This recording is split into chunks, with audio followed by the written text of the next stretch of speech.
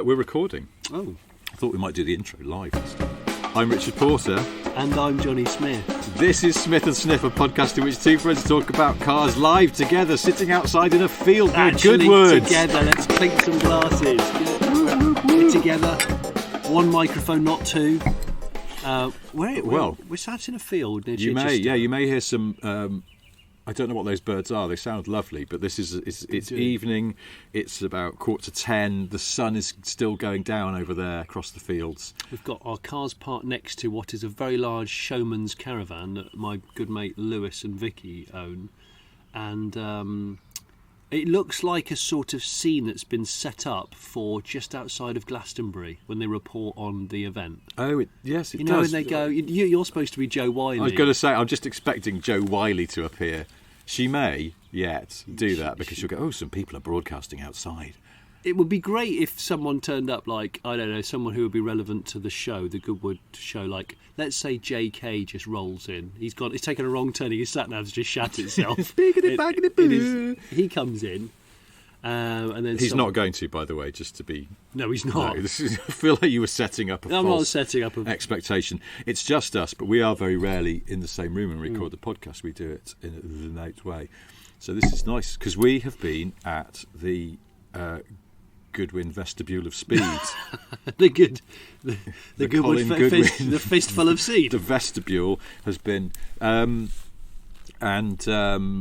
It's been fun. It's been fun. We've been filming for Goodwood, and we've been doing various bits and pieces, which by the time this goes out, you'll have seen it because Goodwood will be over.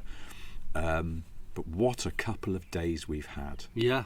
It's been lovely weather. Surprise sun, lots of motor cars. You have to say motor cars. Lots of motoring car. Smells, scenes, now look speed. Here. Get your motoring car off my lawn. Yes. As Lord March... Well, he doesn't say, thankfully, but we have developed that theory, haven't we, that Lord March, in fact, hates the Festival of Speed. And as soon as the first people start arriving, he runs up to his bedroom in Goodwood House and just shuts the door and hides. Yeah, we've all been to house parties where it's maybe spiralled out of control. And the person, you just can't be asked. And the person whose parents own the house, the person who lives in houses, has just suddenly shut themselves in one of the rooms. Or I actually went to a house party where they'd shut themselves in the potting shed at the end of the garden. And they were like, it's out of control, I've got to stop it. It's like, you can't now, it's too big. But wasn't this also, your theory was that Lord March has shut himself in his spare room, one of his spare rooms, with a PlayStation, your PS5, and he's just sitting there in an egg-stained T-shirt and his pants, eating kettle chips and playing. And he keeps PlayStation, occasionally opening the blind and going, "Oh, FFS! There's all these people driving up my drive." Yeah, he suddenly hears a very loud exhaust, and he's like, there's a little peek out, and he's like, "Oh God, there's thousands of them out there." And he's put his phone on airplane mode because he knows there's just tons of missed calls. Oh God, it's Derek Bell again. Oh no, it's that guy again. Oh fuck, Thierry Bootson's texted me. All these foreign drivers that have made such a huge effort to come over, and I just can't be bothered to see them. That's a funny thing about this festival, is that. You don't feel shortchanged. There's loads of cars, but the cars that would have come from abroad previously, between COVID and Brexit, apparently has made it much harder. And then Porsche have sent over some of their old stuff, but it's not running up the hill because the technicians from the museum in Germany said, we come over with us like 2 weeks isolation, and we haven't got time. No. Because history never sleeps, so they have just decided to send the cars, but with no tech support, which means they can't run. Did you say tech support? Tech support, no tech support. Okay. Tech support. The other thing we haven't mentioned is also because normally we record the podcast at a sort of daytime hour, and this is late. This is late, and we're drinking wine. We're drinking wine, and like I say, there's a whiff of either live broadcast from one evening of Glastonbury, or maybe Springwatch kind of BBC Wildlife programme. We've got ourselves a polished vintage caravan, so the look is there. I've got my wife's Suzuki Jimny parked just to stage left, and you got your borrowed Golf R there, And another important element to the evening. I don't know if you can hear this on the microphone, but what you're going to witness now obviously not visually but orally. This is a fresh. You're going to crack it, Rich. Fresh bottle of Brut Splash On that we bought from the supermarket this morning. We went to the supermarket this morning from the hotel. Because I'd forgotten to bring any toothpaste like an amateur traveller. Now, let the record show that I offered to give you a dab of my toothpaste, but then I showed you how big it is. It's the world's smallest tube of toothpaste. You had those ones that are inside the cubicle on an aeroplane on a long-haul flight? It's smaller than that. I mean, it's like a sort of doll's tube It is a doll's house. It's really bizarre. I'm like, if I have a toot on that, then it's gone. So, because we were staying in a hotel near Goodwood Circuit last night, and there's a supermarket nearby. Yeah. And you went, don't worry, after breakfast, I'm going to go to the supermarket. I'm going to walk down there and I'm going to buy some toothpaste. So I'll come with you. Yeah. And then when we were there, we went, oh, actually, we're going to be staying in that traveller's caravan Showman trailer, whatever it's called, that tonight, and we're going to be recording. Let's buy some booze while we're here, then we won't have to get any later on. Yeah. So at about 9 o'clock in the morning, we went and got some we were full-bodied in a big Malbec. Sainsbury's buying lovely full-bodied Malbec. And then, just as we're about to go to the till, I spotted, the hang Brut. on, there's a shelf full of some strong cologne, as Americans would call it. And I said to Rich, I'm going to buy you some fresh bottle. Why does this say authentic fragrance? Because it's like as opposed to what? An inauthentic fragrance. You smell that? No. That's definitely the real Brut. All right, well, look, I'm going to open it because I know you're determined Please. that I should. And I was a bit annoyed with myself that I didn't just crack it this morning and put some on for today at the festival. Oh, you should have leathered it on. But, all right, so I'm opening it. You would have...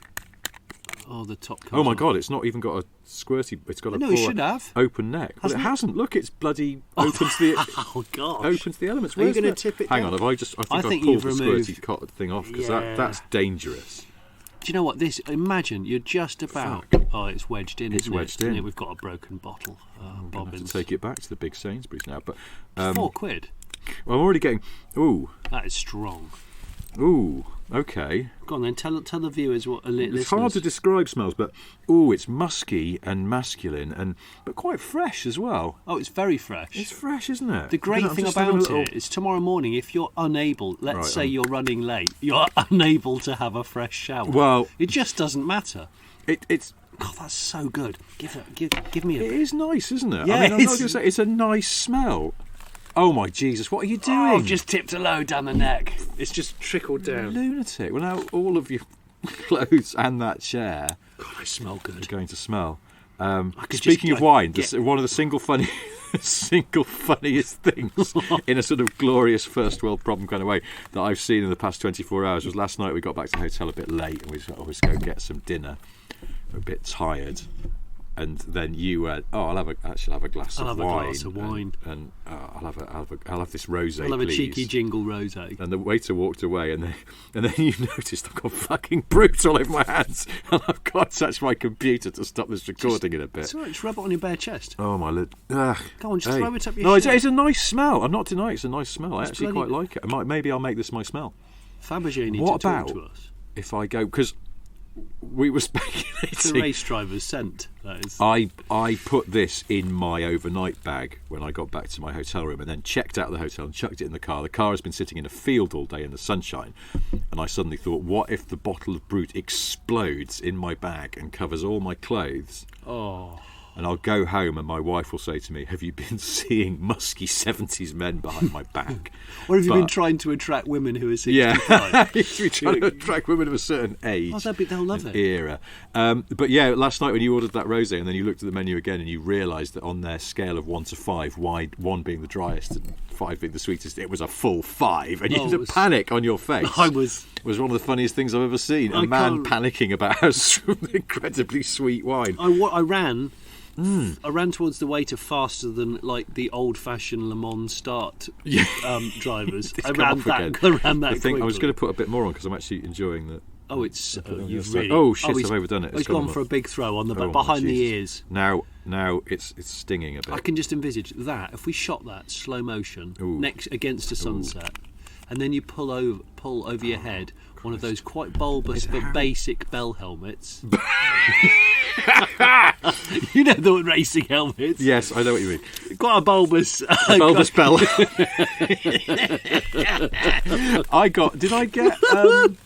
Did I get bell end into one of our TV reports? Why don't it? Did you say end? I got helmet room. Yeah, you did get a helmet room. I got helmet room. Yeah, he's a lovely German engineer on the AMG GT, wasn't he? But the helmet room. What did we decide today was the character? Oh yeah, Koenigsegg Xk. Jesko. Koenigsegg Jesko. I know it is Jesko. It is Jesko. Do you know who I looked it up? Oh. Do you know who Jesko is? No. He's Christian's dad. Oh, really? Yeah, way. Oh, okay. But he could have been. The way you said it was so funny. You said he was. Well, I thought it just sounds like Koenigsegg Jesko. Just sounds like Sweden's top TV chef. Yes, guys, welcome to the Wacky Kitchen. I'm Koenigsegg Jesko. Some pretty crazy things are going to happen today. Involving eggs. Okay, let's go. Is he like? Hang on. Is he the Swedish James Martin? I don't think James Martin's that zany, though, is he? No, he's not zany. Okay, so he's a bit like. Is he like? Imagine if David Guetta. I'm sorry, I just realised that the. So we just dropped some on the. No, well, it's because somehow it's leaked everywhere. But it's leaving a ring on this small table which we brought outside from the Showman's trailer. So basically, we're leaving a ring of Brut on someone else's coffee table. So I'm just gonna move that. I've got to say, I like the Brut a lot. It feels good. It's £4. How many mil? That is 200 mil. That one. Okay, so if lasts you for a bit. If we threw that down our necks now, and then imagine in a fictitious world, then we get up and we're about to drive to the racetrack for a race. Mm-hmm. This is the 70s, and you've got the choice of 3 litre S Capri. You've got the choice of Triumph Doggershite Sprint. Okay. Or you've got a Droop Snoot Forenza. Oh, that's not bad. I was going to say maybe RS 2000. Oh, he's got 2 forwards then, haven't you? Forward. Oh, yeah, you can't go forwards. Yeah, I'm trying to think of another car of that era, but some good ones. I'd take the Capri, I think. It's the more Bruty car. I'm just wondering whether I go home tomorrow and I splash on a bit of this, and my wife's bound to go, ooh. But she'll go, ooh, you smell nice, or oh my God, what have you? We'll do a trial. And then if I go, well, actually, it's Brut. Yeah. Force. Does it last? When you put it on, does the smell last a long time? Considering the price, yeah. Yeah, because I was going to say, it's like cheap aftershave from cologne, just off some fades, doesn't it? This is impressive. I bought it for a joke once, and I've kept going because it's all right. But when do you wear it? I never smelt you wearing it. Cause I've received disturbing audio messages from you slapping it on. I've worn it around the house. Okay. I've worn it. But would you wear it if you were going to a meeting? Yeah, I have done. Oh, have you? Okay. Yeah, I have done. I just thought, bollocks. You smell nice. Yeah, although it has stained a shirt of mine. What? Yeah, telling me it did. It stained the collar because I chucked it on quite liberally. Okay, so that's what happened to me just then. I got a load on the collar of my shirt. I'm wondering if you could have some sort of common rail injection version of Brut that just went around your sort of shoulders and your neck, and every 25 minutes it just sort douses of you. Yeah, you know, like people have that set up in their gardens where you turn on a tap and it waters all the beds and all the hanging baskets. With the hoses with the holes. Those little capillary hoses. Yeah. Capillary hoses. Yeah. I'm thinking something along those lines, but for the shoulders and the neck of a man. A little excessive, I think. Yeah. Or unless you built it into a gold necklace. It's like a spray bar. I'd be amazed. Do you know what? If I did historic, you'd need like pump deuce technology. If I did historic motor racing, I would have that built into my race suit. I wonder what the FIA would say about that, because presumably at some point this is a little bit flammable, is it not? The lead ingredient is alcohol. It's exempt from all FIA rules. I mean, in fairness, yes, the second ingredient is lovely aqua, which is, as we know, water. It's a band from the 90s. Yes, yeah. It's also. Anyway, Well, what have we seen? What have we seen at the festival? Well, we saw when I drove in this morning. We've been here for 2 days now. When I drove in this morning, the guy behind me was having some lightweight trauma in his Jaguar. Oh yes, Supercharged Xk. Yeah. I noticed in the rear view mirror, as we were sort of all being shuffled into the right car parks, that there was steam coming out of, those slits on the bonnet which say supercharged? There was, so it was an alley body, a later second generation XK, wasn't it? That's right. An XKR. The Ian Callum car, the first, and it was two gents of a certain age, and it was definitely cooking.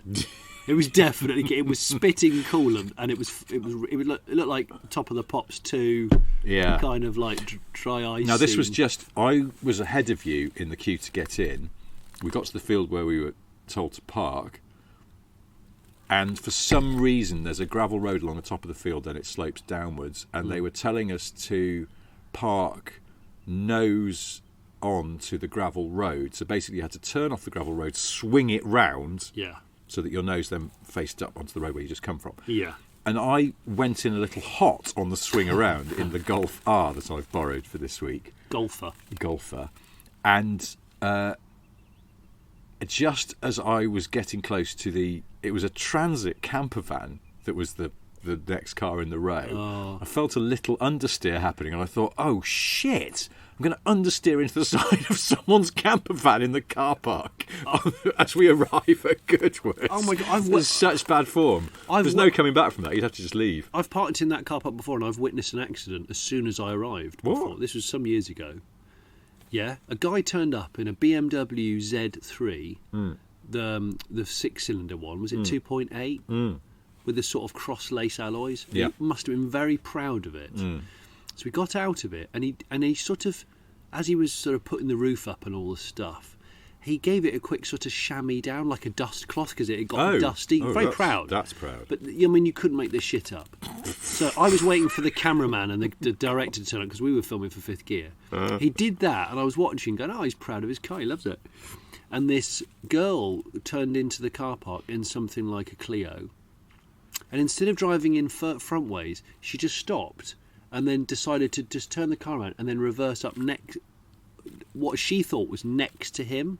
She reversed straight into his car. Bear in mind, it was a field that could have, I reckon that this field could have fitted 1,000 cars in it, and there were about 6 cars in there. But that's awful for the guy with the BMW, but he just put his chamois away. Comical accidents when there's plenty of room for there not to be an accident are one of my favourite kind of low-speed incidents. I almost had one, and it's just a brief. Just briefly, it didn't go out of control. It wasn't like it was actually close to happening, but it was that moment of, you're going to do one of those four-wheel drive drivers. I'm going to do a really big pirouette. No, I'm going to do a full throttle understeer on wet grass. Last night when we were leaving, because we left quite late, didn't we? And that field, same field we were parked in, sun-baked grass, quite slidey. Oh yeah. And I just, not being a dick, but I just sort of gave it a little bit of juice, and it lost traction control light flickered or whatever. And I suddenly, it was only when I was then on the way back to the hotel, I suddenly went, wait a minute, this Golf R's got a drift mode. I should have stuck it in drift mode and had a bit of a loon about, but I don't know. Should have done what that bloke last week when I went to the Modified Nationals. I took my children to what is sort of a historic max power event, and I had no idea how feral it might be. Took them there, and as we were going into the grassy car park, I said this guy in an Audi S3 who was in front of me went into the car park, went straight past the marshal who was directing him towards the right place, gave it a handful of handbrake, and just started pirouetting and had his foot flat on the throttle at the same time. And so there was like grass being torn up everywhere. And then put it into reverse and did that sort of reverse whip. You know, the reverse whip. He started doing the reverse donut whip. And I was just, my daughter was going, what's this guy doing? And I went, I don't know. And then he settled down and parked it. The marshals were just stood open mouthed. And when he parked it, he went round and opened the boot, got a pram out, and then got a baby out of the back. Was he of an age where you could consider that perhaps he'd been a full maxer back in the day? Oh yeah.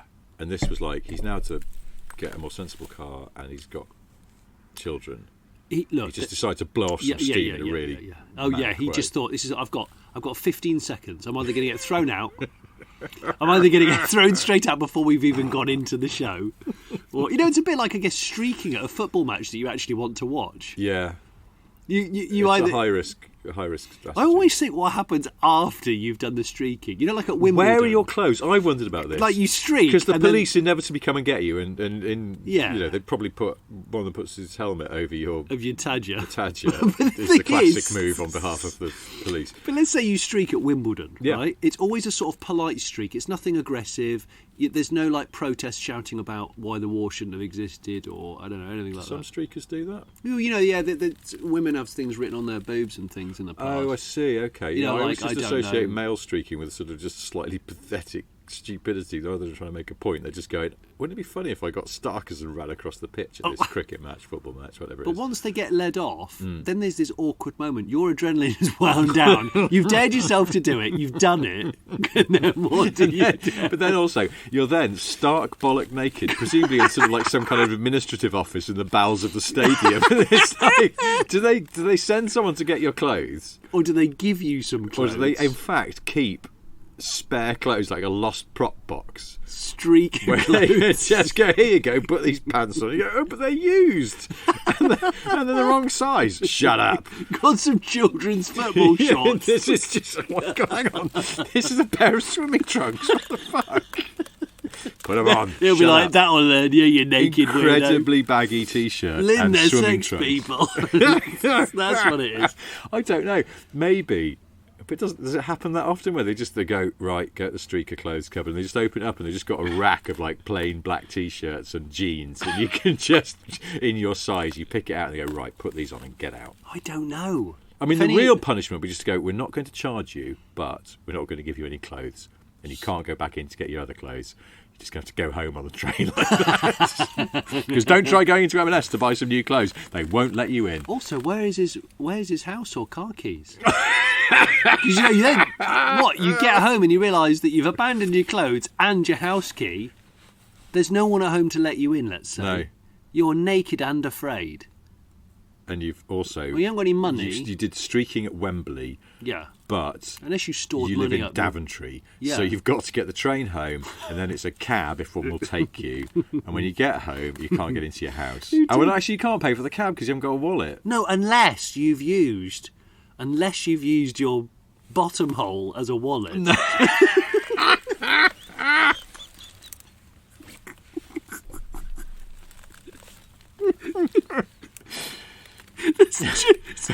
Maybe some people do that as a matter of course. I don't know. £25 coins in my foreskin. I might start telling.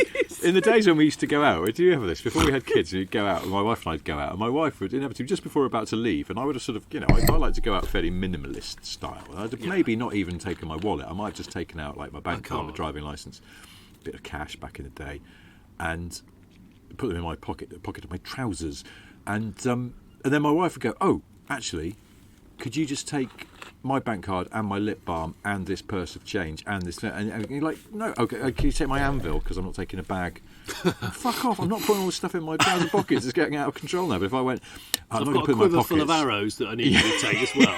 Yeah, what? I've got a live squirrel in a bag. Could you just pop that in your jeans pocket? No.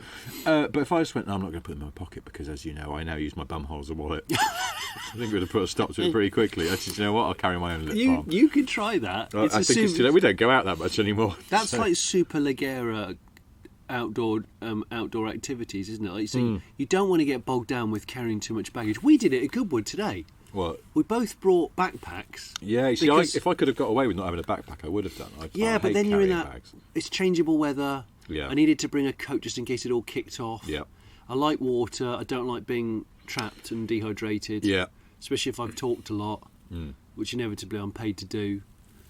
So yeah, but then you're lugging the bag around. It's a lug, and also because we were trying to present videos, so we have to keep giving. Well, yesterday it was quite good because they sent an extra person who was just our bag carrier. Well, I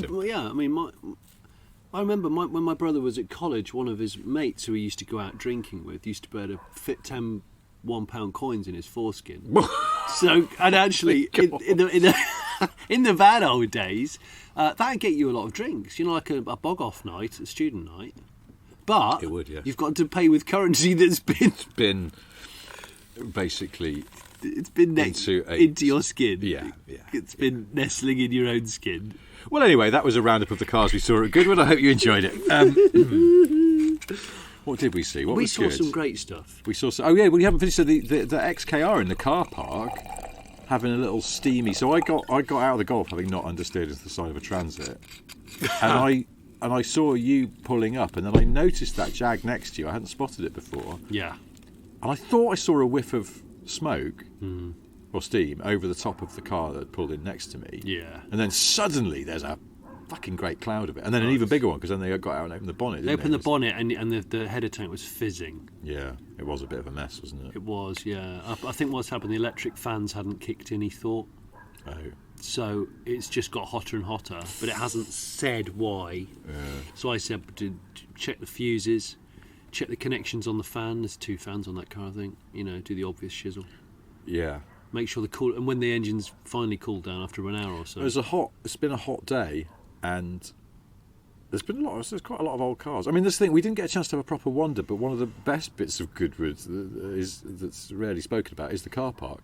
It's fantastic. There's some incredible things in there. Yeah. And I did see. Did you see there was like a bright orange old Mini down the field today as we left as well? No, I didn't see that. And, was it good? Yeah, it bright did look orange good. 911. Yeah. Well, this morning there was that Series 2 Land Rover just by an old 911 RS, which was sweet. Gave me a great deal of delight. But then at the festival, I can't think what else we've seen. Oh, okay. So we wandered around. What were we doing this afternoon? We were wandering around that supercar paddock. New Maserati. Oh, MC20. Looks quite good. In the blue, they've got one there. Yeah, I think it looks better in the blue than it did in what do they launch it in? Silver or white? I actually think, I'm going to say this, I think it's the first Maserati that I've been really excited about in many, many years. Because Maserati have been a bit meh for a while. Like that, you just think they exist, but not for British people. Well, then who for? I don't think Italians are that interested in them, are they? Because they don't generally. Most Italians don't buy flashy cars. Beverly Hillians. Yeah, but is really? It? I don't know. Is it sort of like yacht? I just feel it's like a yacht rock Ferrari. So Miami, then maybe. Yeah, it's a bit Miami. But yeah, why? All those. I just don't think they're not. Weirdly, they're not flashy enough for that, but they're sort of not conservative enough to that because they make a bit of noise. I think it's because none of them. Pretty much no modern day Maseratis are collectible. No. And what's that SUV? I can never remember the name of it. The Harry Belafonte. That's it. Yeah, I think it's called the Lavamatic or something. Yeah, the Labiamatic. Yeah, Labiaplasty. And it's just. I mean, you never see them around. I mean, on the rare occasions you do, you just go. Do you know what I do every time I see one? SUV, that. Every time I see one, I go. I wish you'd had a look at the Alfa Romeo one first. Much cheaper and looks more expensive and more stylish. It does. That's the problem, isn't it? It doesn't look expensive. Well, anyway, someone from Goodwood said we did a little chat around that MC20 on camera, and we talked about it. I think we both agreed that we like the look of it and we like the idea of it. We do, and more power to them. Yeah. And then later on, someone from Goodwood said, "I was just talking to Maserati PR lady. Yeah, she doesn't like you." Because apparently I wrote something slagging out Maseratis. I couldn't even remember. I've never met her. Well, I haven't either, but she knows you. She doesn't like me. I don't think she knows me. I think she probably likes you because you've never been that rude about Maseratis. Well, apparently that's what. Well, I think I might have just been rude about Maseratis. Oh, okay. Well, then you're on the shit list now. Minute. No, all right. Listo di shita. But yeah, the MC20 actually looks, I think, hot. Quite nice. Like better in real life than I thought in the pictures. I was really underwhelmed when they announced it. I thought, what's this? Why? Yeah, Why? Yeah. Quite a cool engine. There's a lot of, you notice, lot of wingless, stylish and swoopy, but not OTT mid-engine supercars at the moment, and they're often V6. There seems to be quite a lot of. Well, it's your downsizing. It's your downsizing. Downsizing. Yeah. And I suppose, because it's funny, isn't it? The MC20 has 3-litre twin-turbo V6, and I think will at some point become hybridised. And that new McLaren Arterial Road bleeding has a 3-litre twin-turbo V6. Yeah. And is already a hybrid. And looks really cool. It does look nice, doesn't it? It's quite sort of underplayed, but in a good way. And they had a silver one, which we sort of had a little prod around, that was a static car, I think, and then a blue one they were running up the hill. And the blue one I really liked particularly. I thought it looked nice in that blue.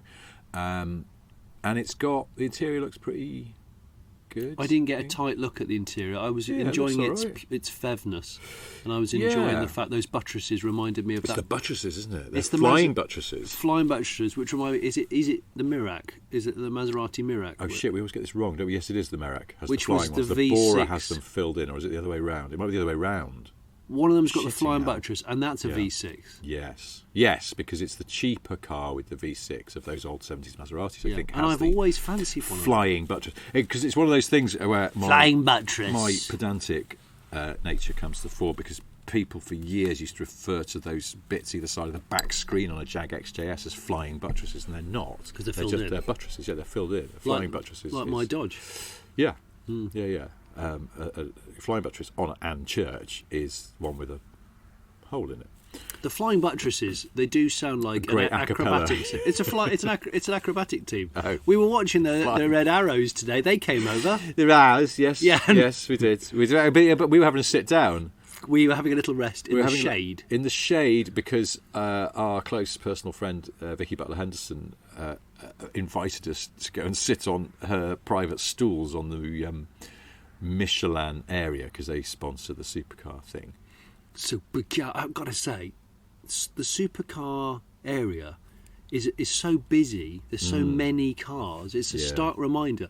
I was thinking that maybe the supercar is going to become phased out and irrelevant. Well, clearly I'm wrong on that front.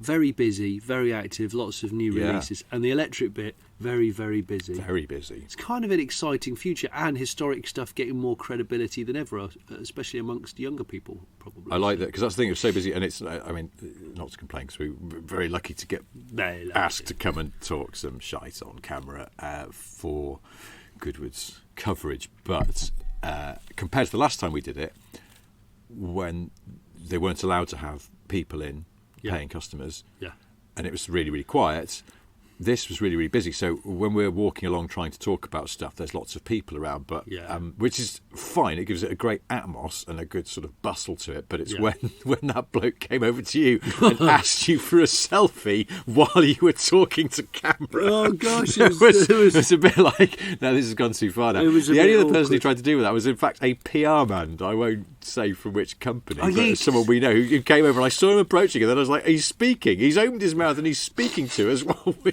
doing some filming. And then and then he had to massively back out. He aborted his mission, didn't he? He pulled up. But the Red Arrows. So don't think we don't know what you did, Dan. Yeah. The Red Arrows. Well, because we were sitting down after having been on our feet for a while. It was very hot, and we'd found that there was a sort of weird Venturi effect through the thing we were sitting in, so it was nice and cooling. And I found a standpipe to top up my water bottle. Small wins. Yeah, I do like that though. I love having a full bottle all the time, which sounds wrong, but you know. I like having a sort of half full bottle, because a full bottle, if you know you can top up again, full bottle's very heavy, because I've got that quite big. Do you think Gordon Murray, if exactly, Gordon Murray would be horrified? Why do you fill it up again? There's plenty of standpipes around. You could just refill it. You're just carrying excess weight. Oh, if he went on like a really big hike. Yeah. He'd class it as a water bottle. It would be a pipette. I'm going for a 3-hour hike. I've got 3 pipettes of water. I think he'd do a huge analysis, the way he would of the cooling system of an engine. He'd do a massive analysis of how much water he realistically needed, given the ambient temperature and the altitude he was climbing to. And then he would take that exact amount of water. I was supposed to be recording something with Gordon Murray tomorrow. Get out of town. Yeah, he's not doing it anymore. Why, is he not coming? No, I don't know. Gordon, maybe someone sent him the script and it was too heavy. I don't know, but he's not doing it now. Someone else, another very well-known racing car designer, is doing it instead. I think Gordon should come and chat to us. Or we should go and do one of these podcasts from Gordon's garage. That'd be glorious. When I say garage, possibly design studio. Design studio, yeah. He's got premises now. He's got shit going on, yeah. Did you, by the way, when you were leaving Goodwood, did you get stuck behind the man cycling in the middle of the road with the mullet, who looked like Michael Bolton? Yes, circa 89. And it was I finally managed to get by him, and then there was a traffic jam going up to a roundabout, and he just went sailing past everybody again. He was like, he was amazing. Mulleted But you imagine the they drag. want a bicycle with a trailer as well. Yeah, but the drag, the hair must have been his causing. hair was. I don't know, but it gave him a sort of jaunty, carefree look because his hair was sort of blowing behind him. Yeah, aerodynamically. I wound the window down as I was going past him because I was expecting. Because I wanted to hear if he was Bolton. No, I wanted to hear if he was singing while he was riding. You know, some people joyfully, He looked like the kind of person who would be. Yeah. Yeah, and I thought if he is singing, I want to know what he's singing. Is he singing Steel How Bars? can we be lovers? Oh, that one. Be friends? Yeah. You think that Michael Bolton I said rides I a loved you, bicycle but with a I trailer lied. around Chichester? Michael Bolton of Chichester. Chichester Boltons. Yes, I think one of those Sweet boys is guy. now a pilot in the house. Are you saying red arrows as one word without really moving your lips? Yeah, that's. Yes. Okay, they're lucky about it. Pull up. There we go. There. No, because we didn't sort of Left hand down. We saw the bits of the red arrows display that were visible from where we were sitting because we were too tired to go and stand back out. I'd like it if the red arrows were, like you can sometimes tap into their comms. But they're a bit rusty because it's been COVID and they haven't done a great deal, and they've forgotten all the terminology. Yeah, red 5, move left. Sorry, hang on, Steve. What am I? Red 5? I'm sorry, I can't remember. Yeah, I think they're mostly very calm. I've heard them. They're very calm. Red 5. And what's the terminology they use? I don't know. They use all code like red 5. It's and they count. They're the leader of the sort of the diamond. They count in. Yeah. So they go. Tumble turn right hand down in 3 and 2 and 1 and go switch go. Yeah, and they're all very calm. But there's one panicky one. What? Sorry, I didn't hear you. I couldn't hear. I was holding the button down. I'm sorry, I couldn't hear what's going on now. I've got another call coming through. Who's that? Who's that? God, I don't know the Bluetooth in these things. It's really confusing. Chaps, you do some spirals. I've got Deliveroo calling me. Just wait a sec. There's that every year. There's these people who get the National Talk Like a Pirate Day. And I wanted to do National Talk Like a Pilot Day, where you just do that kind of all the time, very calm. You're very good at that. Go in closer to the mic. It's almost AMSR. Hello. This is your captain speaking. We'll be cruising today at a height of 37,000 feet. And I just spend all day. That's brilliant. I'm going to nip down to the shop and buy some eggs. If you look to the left, you'll see my friend Paul's house. Estimated time back home, 13:47. Weather dry. Yeah, I just very, very calm, very, very nice, sort of reassuring. They are, aren't they? Because you don't want someone to come on the intercom in an aeroplane. It's sort of sounding kind of either flustered. Well, flustered. It's not a word you kind of want to describe a pilot. Nervous, flustered, or needlessly flamboyant and unstable in some way or other. What about if they sounded like one of the sort of annoying YouTubers? Oh, okay. Imagine that. Yeah, I was thinking. There's a guy I watched whom I've tried to get my son started in preparation for doing things in the summer holiday, which are maybe a bit different and not a video game. I've bought a magnet to go magnet fishing. What?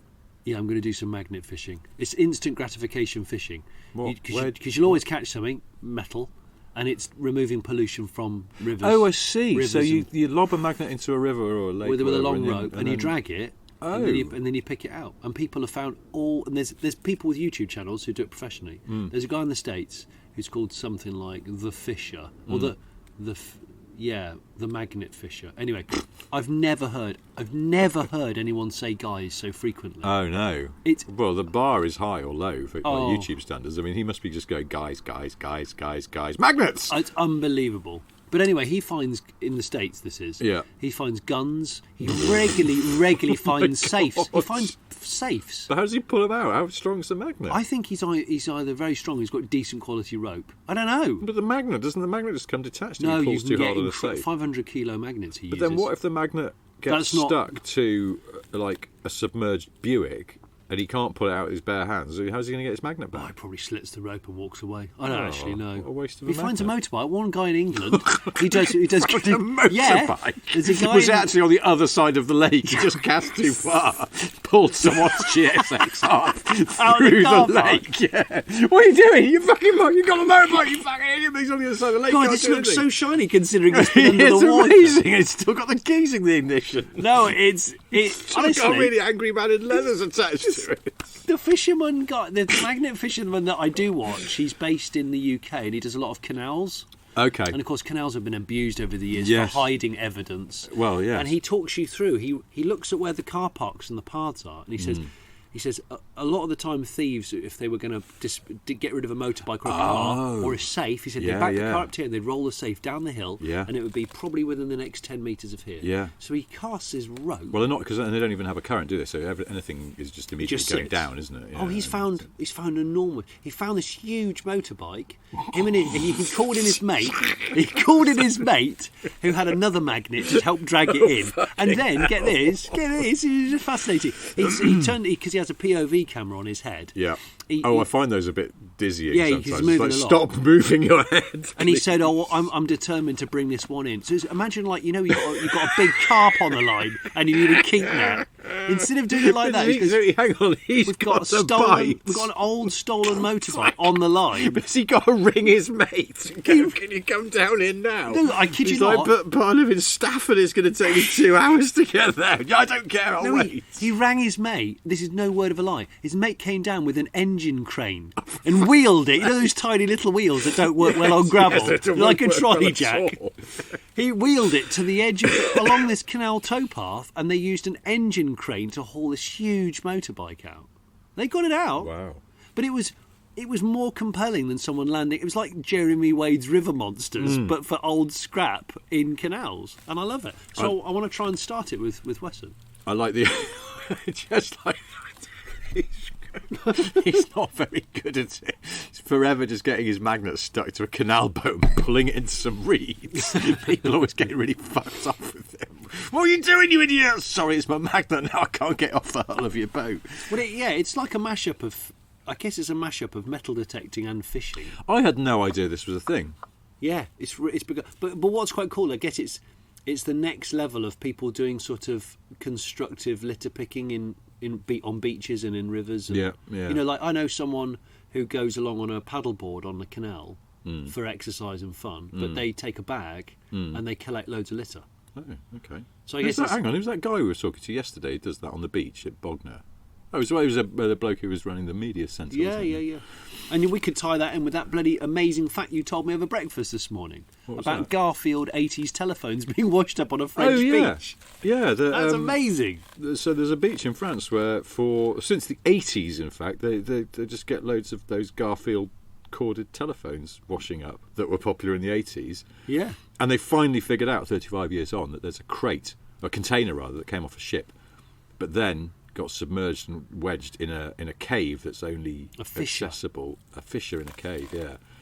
It's only accessible at low tide. And it's taken them that long to work out where all these bloody Garfield phones are coming from. There's a story. I'll put a link somewhere. But there was a BBC News story quite recently about it, and it's amazing. I think that was our breakfast chat, wasn't it? That was our breakfast chat. Garfield phone plague. 80s Garfield French phones. Garfield phone plague. Playing tonight in session. So what are we talking about? Oh, Goodwood. Yeah, that's why we're here. Glorious. Didn't rain. Goodwood. It didn't rain. Well, we're saying that it's Friday night. It's meant to be slashy tomorrow morning. It's supposed to be a bit slashy. So there's some good. There's some good drift displays. There's a. I know the car that we need to talk about. Yeah.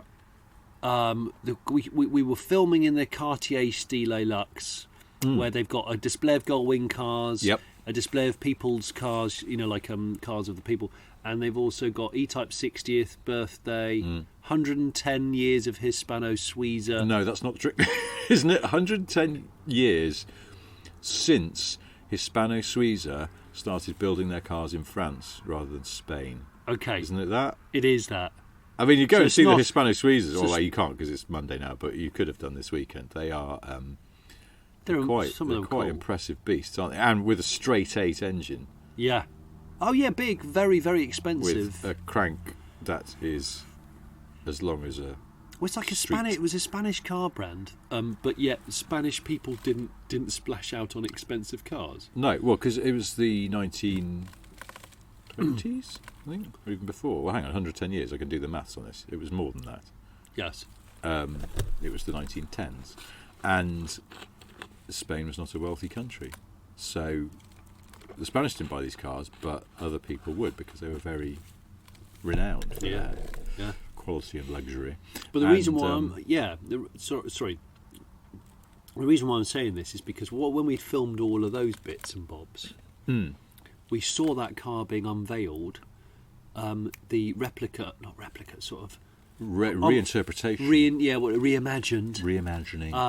of the Lancia 037, isn't it? What's the name of the company? I'm glad you asked me that because it's I can't remember. Hang on, let me look on my phone. And someone said to me today, "Oh, I haven't seen that today yet,and I went, "What?" It's guys. I say guys. Oh gosh. Hey, guys, look, listen, guys. It's really, really good. I think they've done a hell of a job. It's nice, isn't it? And it's full of. Still got a Lancia badge on the front. Well, yeah, I suppose. What are Lancia going to do? Well, Lancia still kind of exists. No, it does. No, I think they're saying they might sort of give it the kiss of life and try and bring it back. But the logo is a lion. Oh, is it? The logo's a lion with wings. Oh, that's right. Why are we being idiots? Wing lion. No, it's not the wings. That's a Chinese car brand. Yes. That's a Chinese car brand. Coaches.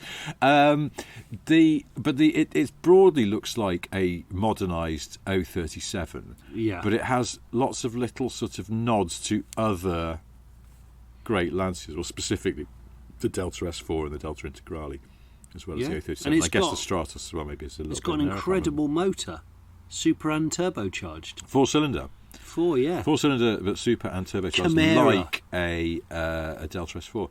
Kimera, that's Kimera it. Kimera. Kimerr.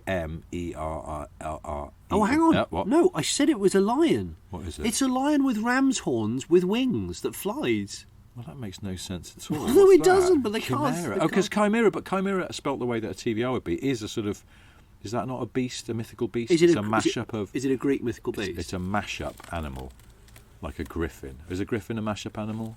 Oh, griffin does. Griffin's advertised. It's gender fluid, isn't it? Is it what? I think it's gender fluid. You don't really know what it is. I don't know. It doesn't identify as anything. Are they? But they're sort of eagle-like, aren't they? I'm trying to think of a better example. Like a minotaur. Is that a mashup? Well, that's a man and a. Yeah, minotaur horse. Is a mashup. Yeah. No, that's not the horse. What? The minotaur is centaur. Centaur. That is a mashup, and the minotaur is a buffalo. Isn't it a buffalo and a man? I don't know. Which way round? You'd think we would have researched this shit. The top of a buffalo and the legs of a man. Would they just fall over? It's got really big horns. Look at a huge horn. Is it a bull? A bull and a man? Any stumble and you're going down because you're basically your centre of gravity is like somewhere below your chin. Hang on. If the Grand Tour ends, could you have a minotaur instead? Which is just sort of like. We're in Shrewsbury again. Sorry. So the Kimera. Yes. I realise now what they're doing there. It's like Chimera, but they've spelt it Kimera. It's a hell of a car. Kimera. It is a nice looking thing. Now, I can't remember how much it is. Have they said? I don't think it's cheap. It's one of those ones where it's like £1 million plus taxes. Well, I mean, it's going to be really expensive. It's a bespoke car, and they had not only the car, 2 cars on display, one of which works because it was running up the hill. But they also had the engine on display, and they had the suspension, the double wishbone suspension parts on display, which looked rather beefy and impressive in their own right. So they're giving it a serious shot. Yeah, and give it a shot. And they're putting it on. They're releasing it and putting it on display at a time in an era where the people that remember those cars probably very fondly of that rally era have hopefully got the money to go. Yeah, I understand that. I'm down with it. I think they probably do, yeah. There's enough. Because I guess they don't want to sell loads. They can't sell loads. They can't make that many. But, no.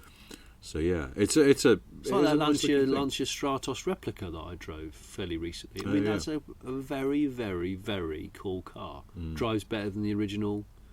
Feels better than the original. Is a lot cheaper. Engine is plenty powerful enough and has the right sound, but cheaper than a Ferrari motor. Oh, because it had that Alfa Busso. It's got the 24-valve Busso, yeah. Busso, mate. Busso. So you can have it in free. Hi, Luigi, have another glass of Busso. Yeah, it's 2.5, 3 or 3.2, all 24 valve. Volve. 24 Volve. Busso. So that was a sort of highlight of the show. That Cartier style steel Elux garden thing. Nice.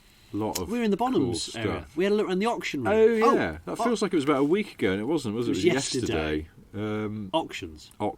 That I think that auction has happened now, as we speak, and I don't know what happened. Auction on that side of things. We'll have to have a look, won't we? But the highlights of that were many and various. I'm trying to remember now. Well, that Lotus Carlton that wasn't in the auction. Lotus Carlton, which the market are going to sell, and that's going to be lovely. I enjoyed looking at that. There's some of those miniature cars. Oh, we didn't do that, did we? We before we started filming, we'd made a promise to each other that you were going to always say auction. I know, I totally forgot. And I was going to try and say auction, but like Liam Gallagher, so sort of auction. Sunshine. What else was good? Oh, well, the Testarossa. I was really smitten with the Testarossa all of a sudden. It was taking a while to hit me that I'd really like a Testarossa. Yeah. I didn't think I would, and I do. And then we met your mate who's got one, and he was just telling me how brilliant it is. He was waxing lyrical and how he uses it all the time. It's basically like his car. He just drives about in it like a normal person. But then he did concede. I went, well, I live in... Because I think he said, I mean, it's not brilliant sort of, in everyday situations and in town. And I was like, oh, well, I live in London. He went, oh, yeah, I wouldn't have it in London. I mean, and not that I was seriously thinking of buying a Testarossa. Street park a Testarossa. Well, what an interesting... Because I'm sure, like a lot of those sort of cars, actually they like being used better than not being used, and so street park. No, street park. The only way I know. Street park. Pick up scuffs and dings. I wouldn't street park a Testarossa. But then again, they're quite wide, so it would be hard to get into a garage. I don't. Are they that wide though? They were wide at the time, but everything's got wide now. Well, how bloody wide did that Ferrari look today? The SF90, yeah. It looked incredibly wide. Well, it's not the new one though, is it? Because there's a new one. They're releasing them quicker than my brain functions. The Ferrari PR man actually told us that Ferrari's range of models, certainly in the UK, is now broader than Fiat's.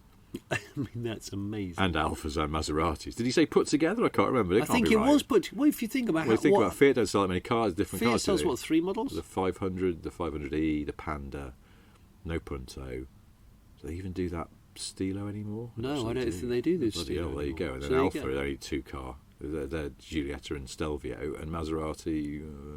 It's the Harry Belafonte and the. Yeah. Oh, they probably do that. Well, hang on a minute. Maserati sells more models than Alfa or Fiat. The Grandma Sport. What's going on? Yeah, it's all really wrong. It is weird. But Ferrari dwarfs them all. Ferrari had like 9 cars at Goodwood, and that they didn't even have the 296 there. No, and McLaren got a shed load. And they've got that fucking pure water thing coming, the SUV soon. It's like Ferrari has accidentally confused itself with Ford and thinks it has to offer a massive range of cars. It's quietly selling 180,000 cars a year. Or is it? Is it in fact only selling 3 of each car it makes? It's a really confusing business model. I don't know. What I do know is that I had a good look at the nose of the Roma. Yes. With you. Oh yes. And I had a bit of I don't like the look of that car. It's experimental. It's trying to be unique. But you said it right. I couldn't put my finger on why it's a bit of a wrong end for me. And you said, well, it just looks like the base model of a type of car, where you haven't got any chrome trim and you haven't paid to not all of it. I like the rest of it. I think it's a nice looking car, but it's the grille. That main front grille looks base model. It looks like it's stamped metal grille, and if you'd pay a bit more for the GL, you'd get a sort of plastic slatted grille with a bit of chrome on it. That's right. But and it was the underneath bit. That, it was when you pointed out that there's basically chicken wire. The lower intake is masked off with chicken wire. Stop pigeons from So we've been in. getting fucking pigeons in there, and we got to put some chicken wire over it. Or, yeah, you know what, Elena? I came out last night and a fox was trying to get into the front of my Ferrari, so I put some chicken wire down to try and. You know those spikes that they put on top of security lights and on top of stately homes? I'm going to say that you just put a load of those on it to stop horrible pigeons and things landing on my exotic car. But then, once we'd realised that looked a bit cack, we then noticed there's a sort of 80s burglar alarm movement sensor embedded into the chicken wire. There is. Which I guess is part of the radar cruise. And then it looks just, so fussy. It is fussy. Could you not have hidden any of that, but in the deep depths of black plastic somewhere? You would think there are ways of it. Other people do it, don't they? So I don't get that. But I think the rest of it is quite a nice looking car. There's nothing, but you're right, the SF90... And they had the SF90. What's the coupe called? It's got a thing. Oh, Stradale. Stradale. Yeah. Stradale. And then there's a Spider as well. And it is a really wide car. Really wide to look at. It's incredibly wide. So, I don't know. I'm sure it's lovely. But there's lots going on. Lots going on with McLaren. We heard the Aston Martin Valkyrie. The Valkyrie, which apparently has now, as we speak, has broken down at least twice going up the hill. Has it? Yeah. Is that true? Yeah. Well, that's what Steve Winwood's he's cancelled his order. Yeah, why did you break on down, Valerie? Just, that's not that, isn't it? I'm thinking of the other. That's song. the Zooton. That's yeah. Valkyrie, call the AA. Valkyrie. Yeah, well, I have seen a picture of it. I didn't see this, but someone else showed me a picture they took of it. It had conked out and the door was open. And it sounded absolutely But it did. amazing. Whatever is causing it to stop working is obviously easily fixable in some way or other, because it then has been up and running again, and it sounds extraordinary. I've never heard a road car rev so freely. Well, it feels like it's got no flywheel on it. Yeah. It's like a... It's just that. It's that quick. Freaking power drill, isn't it? I mean, it's like a power. It's like a cordless drill. Yeah. Just take your finger off and it stops. Like my 18-volt DeWalt cordless jingle. I'm very proud of my drill. It's an absolute storming drill. Got a DeWalt. I treated myself about three Christmases ago. Fancy. Extra battery pack, you know. Because when one runs out, you've got the other one on the go already. Circulate the packs, you know. So if the old, car thing doesn't work out, you could just go and be a handyman. No, I really couldn't, unfortunately. I've always wanted to have the nerve to put up cards advertising myself as a handyman, because I'm not a handyman at all. I'm very, very basic home skills. Have the brass neck to go into people's houses and make an absolute arse of things. You drill through a high pressure main and then just walk away. No, oh shit! What was that? You've got your Brut. The Brut just fell over. No, I have a great fear of drilling through pipes and wires, so I always use my little dinka thing that scans all. Yeah, do you not? Yeah, a couple of times. You just go, I'll just use my... I've just put my hand really close to the wall and closed my eyes and gone, I don't think there's a wire here. You fucking idiots. That doesn't work in any sense at all. I remember drilling a freshly painted body shell of my Enfield, my electric drag race car, because I had to drill no, this is serious. I had to drill holes to put the Type 2 connector in. And the car was, like I said, it was freshly painted. And it was, it's a big commitment drilling a car. And we're talking a hole the size of a Type 2 EV connector. Oh, so I had to drill one pilot hole and then drill lots of holes and then hollow it out with a file. So stressful. Making that first, they say measure twice, cut once. I measured about 16 times. And then walked away, had a coffee, came back and went, am I sure I want it there? And then I did. Oh, so it was positioning rather than ultimate accuracy to meet up with something. Well, it was also on what is the corner of the front valance, so it was a curved panel. Oh. So you obviously have to put masking tape on first so that the drill bites. Oh, shit. Otherwise, it just skitters across the surface. Otherwise, it skitters like an absolute... You know what I mean? Skitters and then goes through a lamp or something. You know what I mean? It'd be like a greyhound on a frozen lake. It'd just go flying on it. In fact, it'd be like that bloke in the Audi S3 going into the car park and just absolutely rinsing it. Pirouette after pirouette. No, I just want. I would never do this, Force-sprung. but I just the idea of billing yourself as a handyman and then going just going. I'm really sorry. I've actually made that worse. I'm so sorry. That's about £2 million. Do you know what? I won't your charge shelves you. are. Fine. I won't charge you.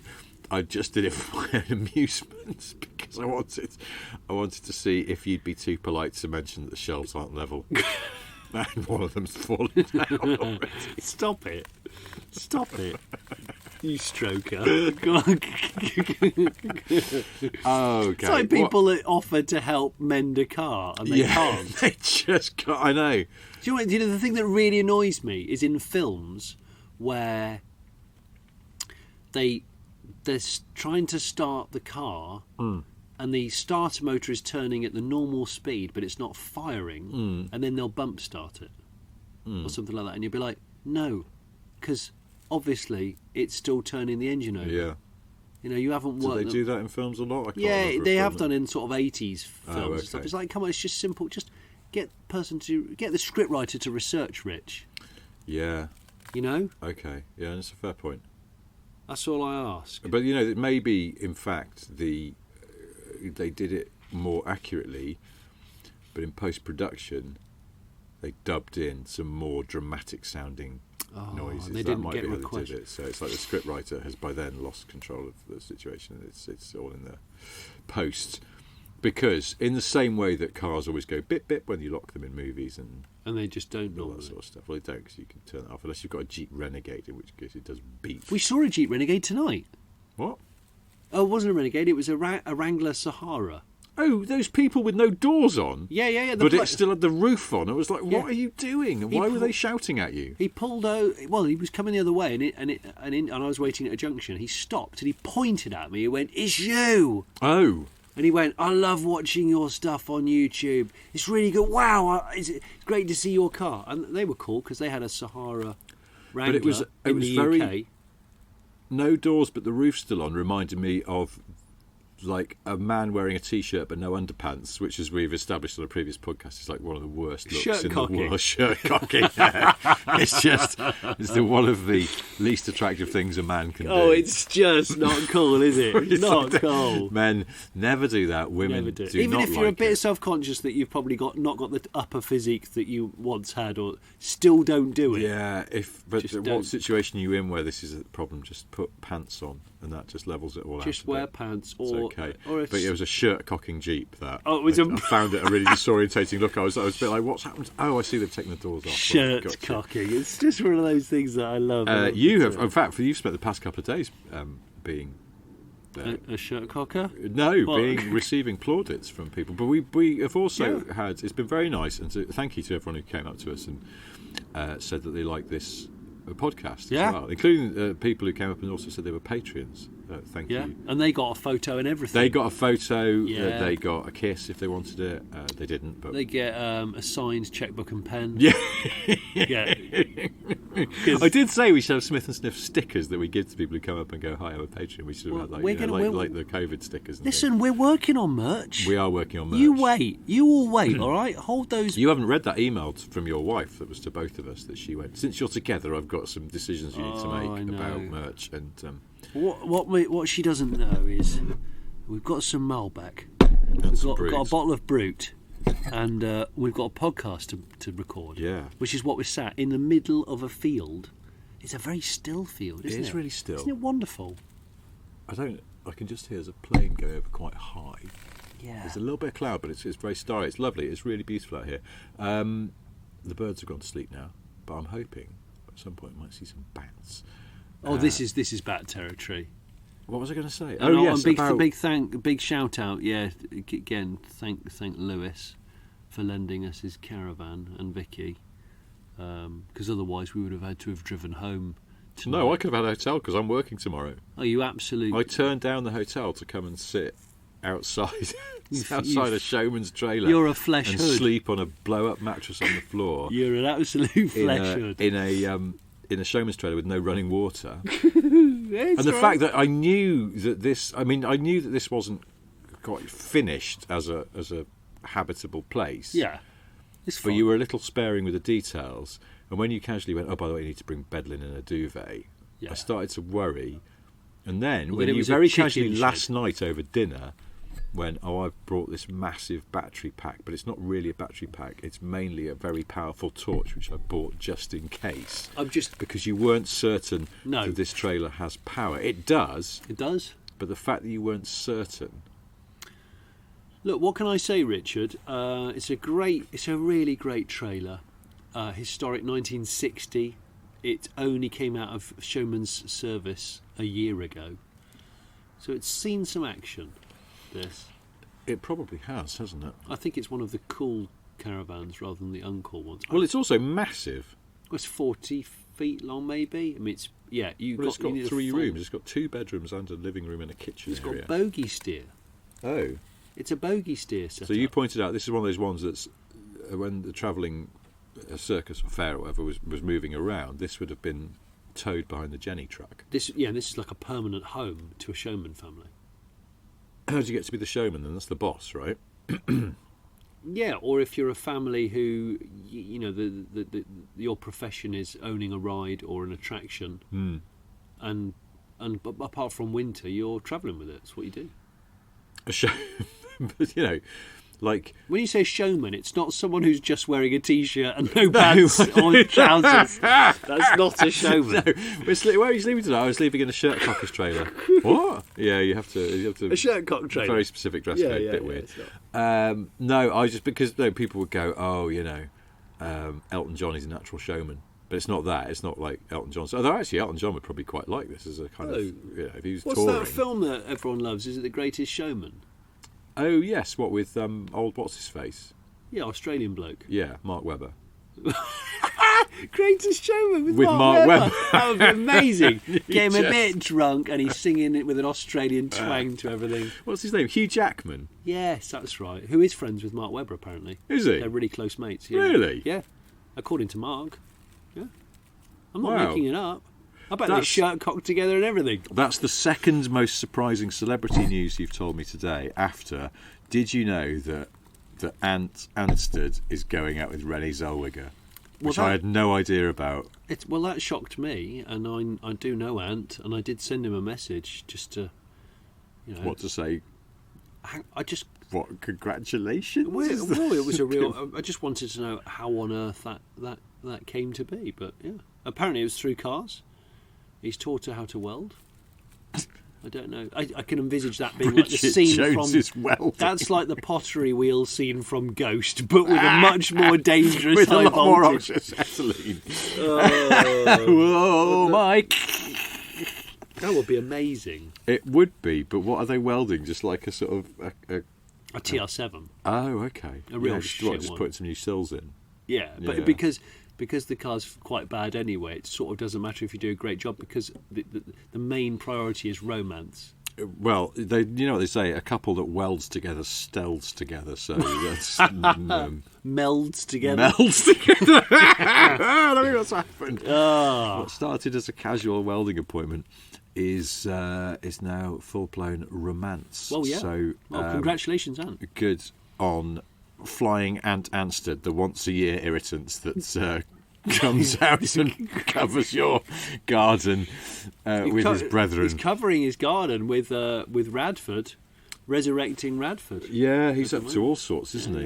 Yeah. Doing Well, it's funny, but because a friend of mine in the US told me only recently that Ant Anstead is a sort of household name in the US because he's often in gossip magazines because he'd married a reality show star, I think, and then they separated. She's a real estate TV show. Oh, maybe he said realty show star then. It could be realty because they say that, don't they? Yeah, they do. That means being a estate agent, realtor. Or developing houses. The other weird thing is that people in the US don't seem to view estate agents as absolute scumbags. It's like they're just considered sort of quite pillars of the community. And I went, oh, it's not really the same. Yeah, more than they are here. Yeah. Yeah, we don't really trust them, do we? Here.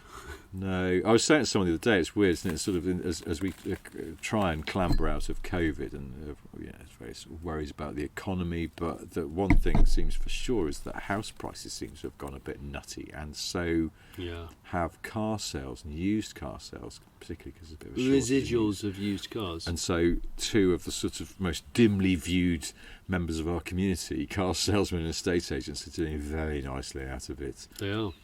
That's the hidden cost of COVID. Sorry if you're a car salesman or an estate agent. Maybe it was started by realtors and car salespeople. Maybe, I don't know. Who knows what they'll be up to? But well, fair play. If work is going well for you, then that's got to be good. No, yeah. In all seriousness, I hope everyone's well. And if you're a patron, you sound like thank you for being your a patron. grandparents. And sorry, I'm on glass number 5. I suddenly the Brut has. I don't know. It's because I've.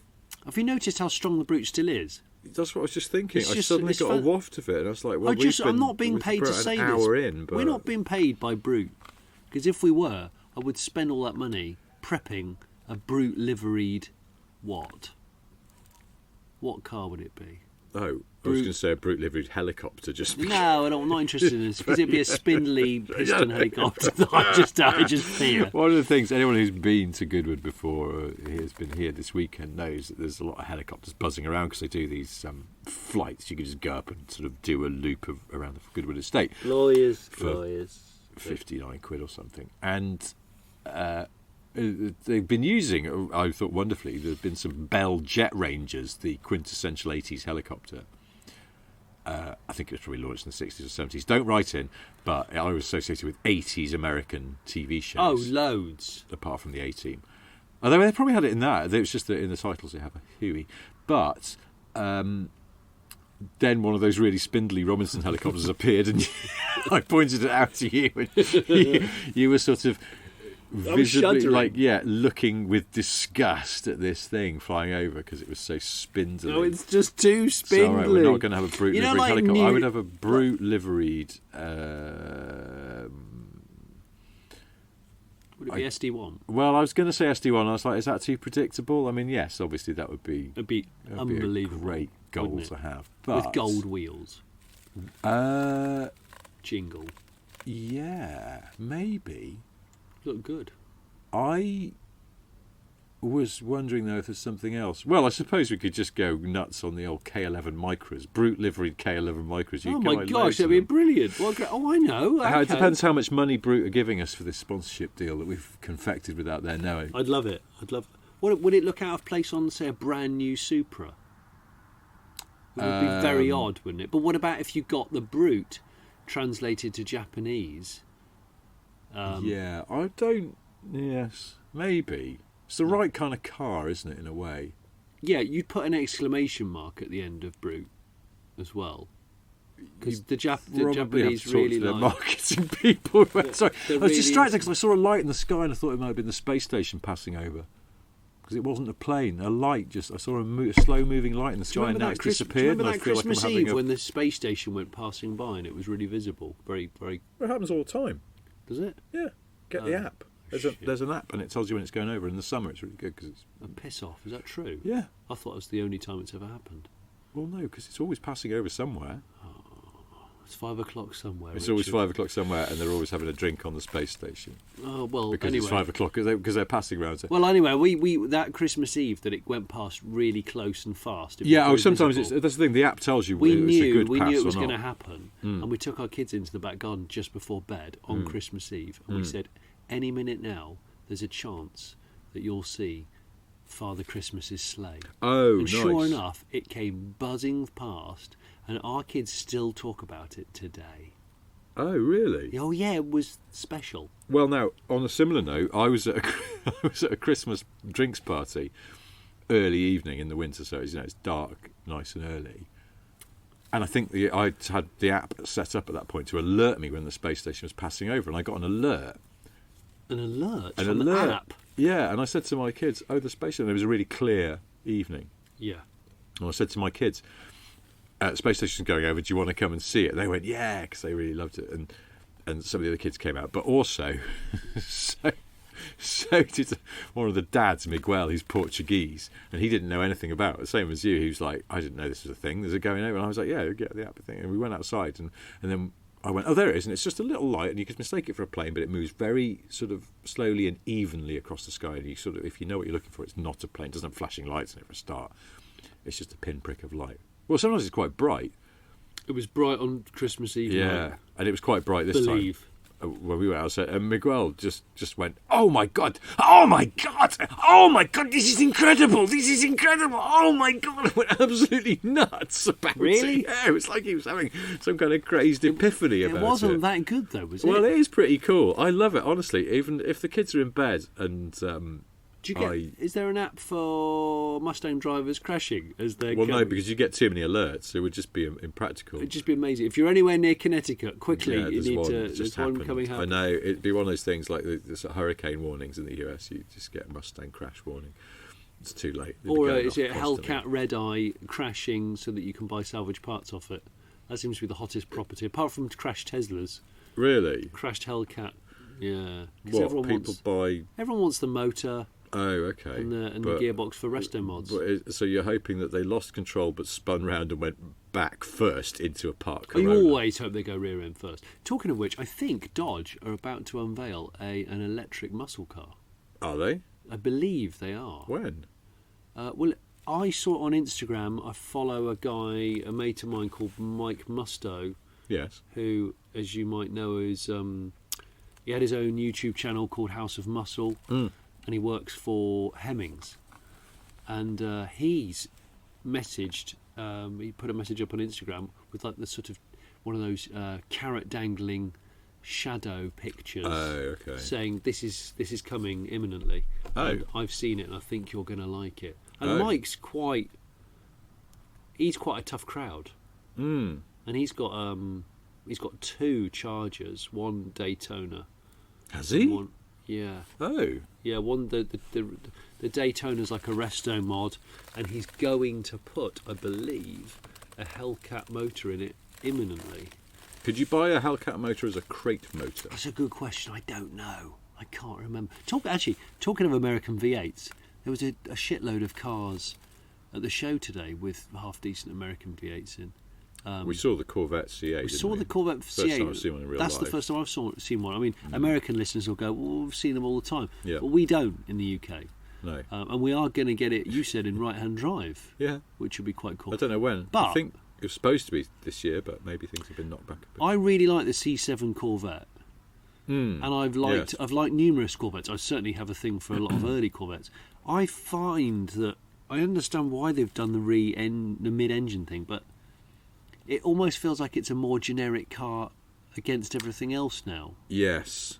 I can't get on with the design of it. It's sort of dated, and it looks like one of those magazine renderings of what they think a Corvette mid-engine car would look like, because it sort of uses a lot of little cues off the last Corvette or two.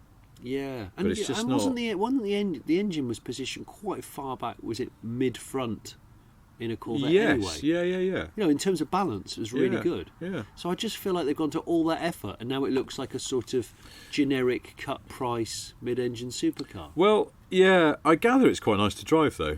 Is it? Yeah. Maybe, but you... I mean, in America it's different because you get one very, very cheaply. Well, relatively for its performance. They're like the price of 10 Hot Wheels toys. Yes. I think sometimes they give them away with breakfast cereal. What, a C8? Yeah. But it'll be a different story here. It will be... I think it will still be sort of what you might consider good value, but I don't know that it would be such good value. It's going to be like 90 grand, 80 grand. Yeah. It's got to be.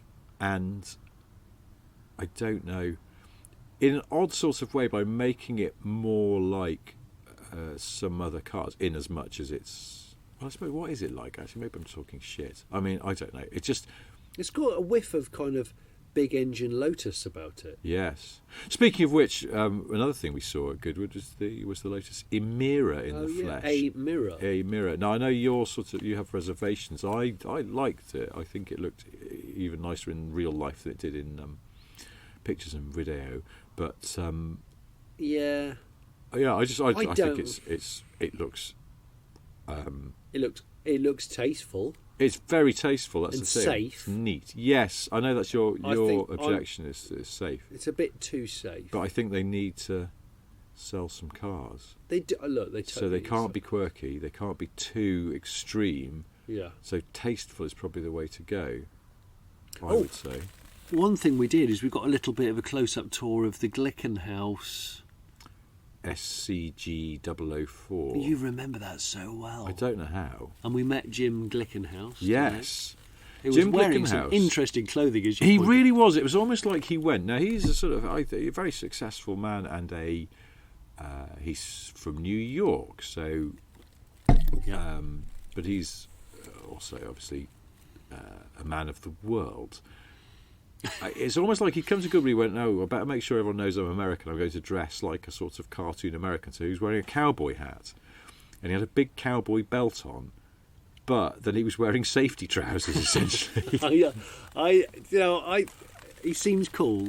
He seems very cool. very I've never met enthusiastic. him before. You've met him before, haven't you? I met him Bert? briefly at the... What was the place I told you I thought I met him? Villa Testi. Villa Testes. And concourse. Yeah, the shirtcocking event of the year. Is it the P4? P4/5. That's right. When he was unveiling that car, it was the year of that.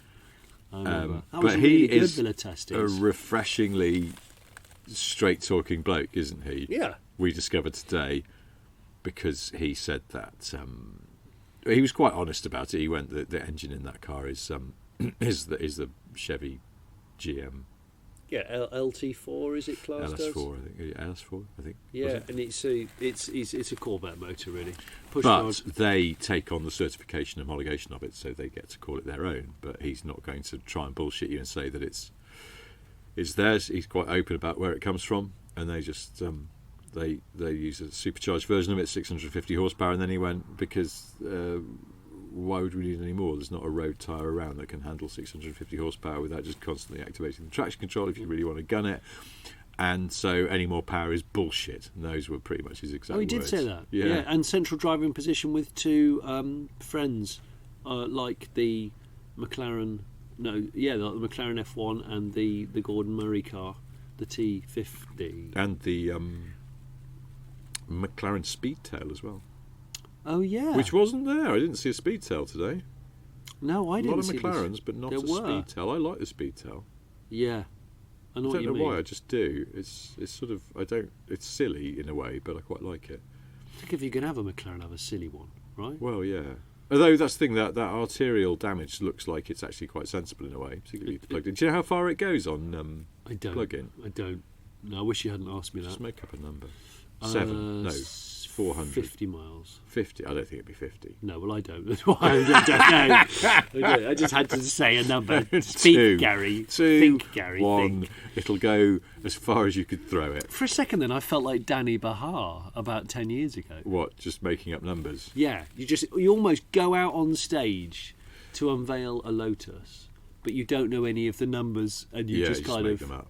Well, didn't John DeLorean do that sort of thing as well? Oh, I don't know. Maybe. I'm not sure. This is going to be the world's sort of fastest car with gull-wing doors. Everyone's like, you didn't say it was going to be the world's fastest. Yeah. Oh, shit. Funny enough, the launch of the Lotus Emira, there's a sort of closure for Lotus on the Bahar era, because that new factory building that he commissioned was then stopped when it was just a steel frame, and it's been like that for 10 years. Has it? It's known at Lotus as the skeleton building, because it's just the skeleton of a building. And did they just realise they didn't need to do it? It was a waste of money. Well, because all those cars, he sort of went nuts and announced 7 cars at once with Brian May and Mickey Rourke and Naomi Campbell and Sharon Stone. Christ knows who else. Yeah, All of UB40. All of them. But there's 2 different UB40s as well. I mean, that's just that is complicated. That's loads of people. But he seemed to honestly think he was going to do some or all of that, and so he's commissioned the start of a new factory building. Then when he departed, and all. Where is he? Well, he does that company, what they called Ars Design in Italy. Ars? Yeah, Ares. It's like it's an anagram of arse.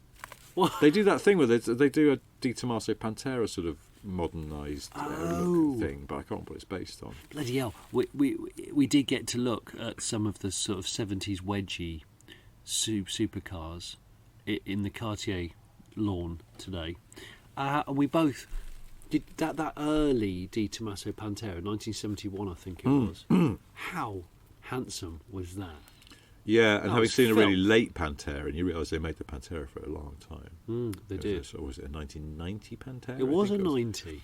And it was quite a fun-looking thing, but by then it sprouted lots of arches and body kitty shit. And then you see an original Pantera and you go... But only in the same way that near the Pantera they had an original Countach, like a Periscopo early one. And you go, God, they were great, weren't they? And you sort of imagine full Rod Stewart spec with a wing and sidey bits and all sorts. And you just, which was like 10 years down the line or whatever it was. One, they are so nice. Yeah. And they look so sort of delicate and pretty compared to what they became. I know, Johnny, I know. Guys, so, yes, listen. I know. But yes, anyway, I was going to say, the Emira, the skeleton building that was one of Danny Baha's follies, is now finished off, or near finished off, and it's going to be the hall in which they build the Emira. Cry me a mirror. Cry me a mirror. Great Justin Timberlake song. Oh, Timberlake. Yeah. I actually don't like that song. You don't? I don't a Crimean River, it's okay. It's not the best Justin Timberlake song, I think. My wife's a massive JT fan. Can it be something new? Gone away. What's that one called? It's all right. It's the one. The best one. The best song he's ever done is with 50 Cent. AO Technology. It's you got to. I mean, listen for younger listeners. Yes. It has explicit meanings, not actual explicit words, but there is explicit meanings. Oh, I can't. We're not on the internet here. I don't know. I can't access emails. But it's great. But a listener has sent the other week sent us a message about a song. How would I find this? I wouldn't. I'll bring this back up again. I think I can't remember if it was a Prince song, but basically all Prince songs are about genitals, and they are. They are. I know. Little Red Corvette is not about a Corvette. Sexy MF. Yeah. Bat Dance. I don't know what that's about. That might actually be about Batman. It's about bats dancing. It's about Bat Dance. Well, dancing with Michael Keaton. Look, listen, guys. We've talked for an hour and a half, pretty much. No, get out. Yeah, we have. So we probably should wrap this up. Oh no, you droopy tailpipe. Because otherwise we'll just be here all night sitting. It's getting cold as well. Are we going to see a return of the downturned tailpipe? Well, they are downturned sometimes, aren't they? But they're hidden behind the rear skirt. It doesn't count. The valance, the Holly valance, if you will. Yeah. The Holly. Is she Holly Valance or Valance? Holly. Because she's single L. Valance, but I mean it is Valance, isn't it? She's just said, "Oh no, I want the emphasis to go in a different place." But is that because she's Australian? They emphasise in different places. But do they? Americans do. Do they? I'd say Americans do more often, because I think typically in American speech patterns they always land the emphasis on the first syllable more than we do. Oh bloody hell, Rich! Ice cream. Ice cream. Oh. They're the ones, because we always go, we make the TV show Top Gear, and they'd be like, Top Gear, and you go, oh, you've moved the emphasis there.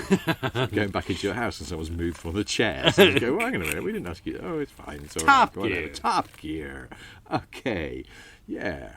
I hadn't noticed that. Armchair.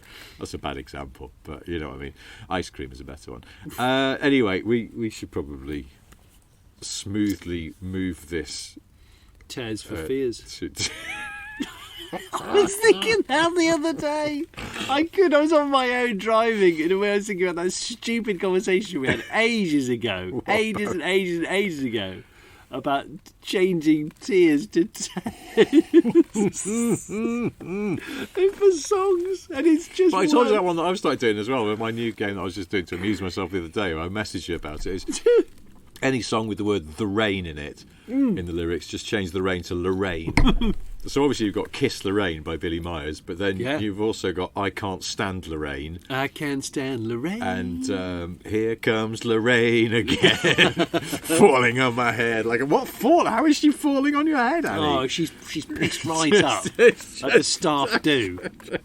At the staff party, Lorraine's in accounts, so you don't talk to her unless you need something. She's a nuisance, isn't she? She's a bit annoying, Lorraine. She is a bit annoying. She she's very passive aggressive about food in the work fridge. Here comes Lorraine cutlery again. Usage as well. So yeah, screw Lorraine. Anyway, we really do have to stop now. So. Taz on my pillow. For old time's sake, I'm going to do 3 things, I suppose. 3 things are: 1, Jonny has a solo YouTube channel. You can find out what it's called from... What is it called? What, my own channel? The Late Break Show, isn't it? I was Absolute. I was about to say the Late Breakfast Show. You're an absolute... And I totally... You're a foreskin full of pound coins. I mean, my brain jammed. My brain jammed. The Late Break Show. The Late Break. There's only one late. You've got a mouthful of Malbec and your brain's not working. The Late Break Show. Yeah, the Late Break Show on YouTube. Lovely place. Bearing in mind this is going out on Monday. The new video. Actually, there'll be we've got the the driver of the Lancia Stratos Rally Rep on the road, which was glorious. And we got some projects of the people, which is where I let people send in a little 2-minute video of their vehicle and why they like it and their little shed. Good. And it's lovely. I'm going to use the word lovely. It's charming and lovely and warm. Cool. Yeah. What, the Stratos or the shed? In the words of Buffalo Bill, I'd fuck me. Would you fuck me? I've been walking in the rain. 2, I've got some books out. Don't you just love the British promotion of that? You've gone to the effort of writing a book and he can't be bothered to tell anyone. I've got some books out. All right, which one? Boring Car Trivia. Boring Car Trivia, volume 1 and 2. Yeah. And I didn't give them consistent titles. The first one is called A Medium-Sized Book of Boring Car Trivia, and the second one is called Boring Car Trivia Volume 2. And they are both by Sniff Petrol, available exclusively on Amazon as an ebook or a paperback. And they're stuffed and with they have facts. forewords by James May for Volume 1 and Jeremy Clarkson for Volume 2. Johnny Smith for Volume 3, or would it be Hammond? That would be very unfair on Richard Hammond. It would, wouldn't it? I'd quite like to do. If I get round to Volume 3, I have to offer it to him first. I think he would be quite offended. He'll find out and be go, "What? Hang on a minute, you skipped me, you prick! What did you do that for?" That's what I'd say if I was You gave him. it to that absolute trombone over there. Well, I mean, I suppose I could be quite ironic, and he might appreciate the irony if I gave Volume 3 to Jason Dorr. And promised him Volume 4, but that means you're bumped down the queue. Oh, I'm fine. I don't think there's any trivia left for Volume 5. Who knows? And 3, I don't know, random fact. I've got a few of these written down. Here we go with this one. The Simpsons are yellow to stand out on TV, and also because yellow suited the characters that have no distinct hair, because yellow is sort of skin colour and hair colour. What sort of skin and hair colour? Well, yeah, if you think about it, Lisa and Bart don't have any sort of delineation between their hair and their No, they don't. They're skin, always but easy to draw don't at school. Look weird because the yellow. If they were pink, if they had pink or flesh-coloured hair, it would be strange, wouldn't it? Yeah, it would be. Yeah. And it's flesh-coloured hair. There's a John Peel session right there. We've got 3 more from them later on, but now flesh-coloured hair. Okay. Well, anyway, thank you ever so much for listening to. Big shout out to Michael Bolton cycling through Chichester. I hope you've made it home, Bolton. You flaxen-haired buffoon. Big shout out to the Supercharged Jag that was absolutely steaming. Yeah, I hope you've made it home under your own steam, or no pun intended, or with the help of a breakdown organisation. But I hope your car's okay because it was lovely. And thank you to. Everyone that said hello at the show. Yeah. And everyone that subscribes to Smith and Sniff via Patreon. Yes. Which is really lovely. Yes. And everyone who's watched our stuff from Goodwood this past weekend. Yeah, it's lovely. Lovely. And special thank you to the Reawarrs for doing a lovely display. For just everybody backing about. And just good to say. But look here, if you do it again, I will call police, okay? It's very noisy. And if you're Lord March, the good news is it's now Monday when you're listening to this, and you can come out. Yeah. Of your bedroom. Yeah, come out in your egg-stained pants. Put your PS5 controller down. Imagine you ran out of kettle chips a couple of days ago. And I bet you've been doing that teenage boy thing of wazzing out of the sash window. Oh, no, instead no, of going to the bathroom. He's been weeing in the sink. I'm sure of it. You're a disgrace, March. Sort yourself out. He's not called that anymore, so it doesn't matter. I'm not talking about him. He reinvents himself every couple of years, sort of like Prince. Yeah. He's the Earl of Richmond now, isn't he? He's the... I think. I can't remember. Prince of June? No. The Archbishop of August? Kingston upon Thames. I don't know. No one does. Anyway, before we absolutely cement Are we still us talking? to be not invited back to do any Goodwood work in the future, or indeed allowed on site even as a paying guest. We will say thank you again for listening. We will see you again next week for a more normal and less drunk, less sitting in a field episode of Smith and Sniff. So we'll see you then. Thank you. On that side of things, thank you. Hot sots. Goodbye.